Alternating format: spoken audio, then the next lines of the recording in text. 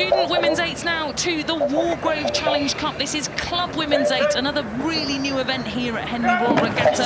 Vesta Rowing Club on the Berkshire station, Lea Rowing Club on the Buckinghamshire station. And you can hear that noise, Cam. It is very characteristics of an eights race. And Vesta, to me, just look, they've taken this race by the scruff of the neck. A bit more aggressive off the start, a bit more lively. That's what I want to see in an eight.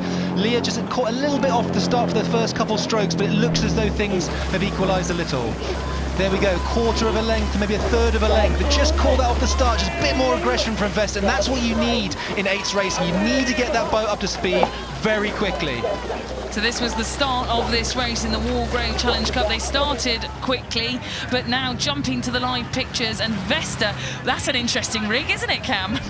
They seem to have a double bucket. I don't think I've seen that before, but fair play to them. I think that what they're obviously doing is, what we said with other races, is optimising that crew, optimising the rhythm, which is towards the back of the boat, the stroke person who's nearest the cocks, and then those sort of first 2-3 people are really setting that strong rhythm. So we must be having really good rhythm setting down from Jaina Patel, Elizabeth Barnett and Michaela Blowing, really setting the way for Natasha Johnson, Jennifer Golf, Aisu Haker, Bridget Hall, Eliza Agripoulos and Victoria Lacey. What a lovely shot of both crews, and Vesta just in a sublime rhythm to my eyes here. Yeah, brilliant from the Vesta crew. I was talking to one of their coaches, Jack Elkington, yesterday, coached by both him and Ewan Murray, the Vesta crew, and they said a really nice blend of experience in this Vesta crew. We've got 4 athletes who learnt to row in the Vesta programme, and we've got 4 athletes who have been sort of, you know, in various places around the world, international rowing programmes. So it's sort of a blend of experience and newbies to the sport. And you can just see they just did a really nice job of stepping out. It's called stepping out of those puddles, so pushing those oars away, and you can see the puddles of water that they're leaving.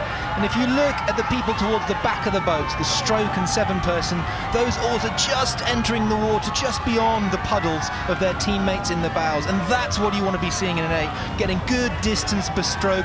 Lovely drone shot of that length in the Vesta hull.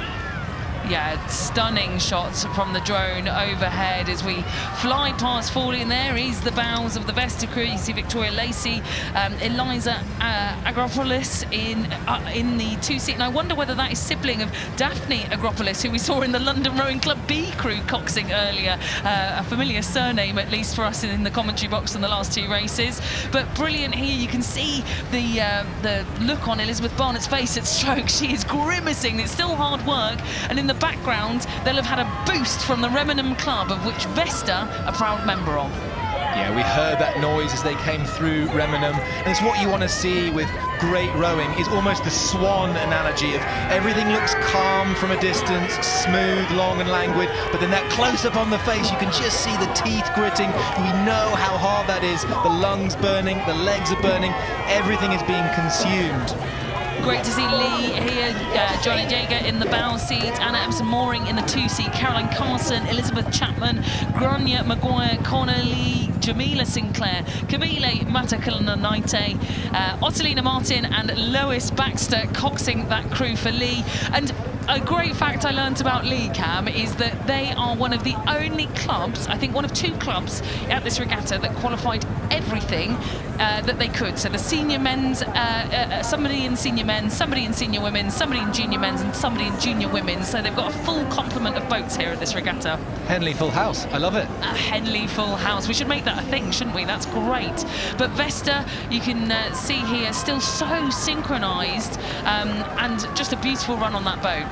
Yeah, it's really nice, and it looks as though they've got quite a high rig, so it looks as though the boat is nicely out of the water, and they're all pulling or pushing the boat with those oars coming quite high up in the torso. That really allows that if, you know, not just today, but if the water becomes choppier later in the regatta, they've got good space, they can just come out of those puddles. Really nice, crisp blade work that you can see in that shot. Lovely. Yeah, excellent here from Vesta Rowing Club. I think they were anticipating quite a close race with Lee. They said they'd done a lot of match racing over the winter season, to the 7K pieces where they were only separated by a couple of seconds. So Vesta's putting a lot of work here into the summer racing season. Yeah, and that's how you want to win an eights race. Aggressive off the start, settle into a nice high pace, do the business, and then manage the race through that last third. Well done, ladies. Excellent. excellent here from Vesta, and the Wargrave, like we said, a new event from a couple of years ago, 2021, the first year of the Wargrave Challenge Cup, and Thames have been pretty dominant in last year's event, but this year Vesta looking good, winning out ahead of Lea Rowing Club in this day 2 of Henley Royal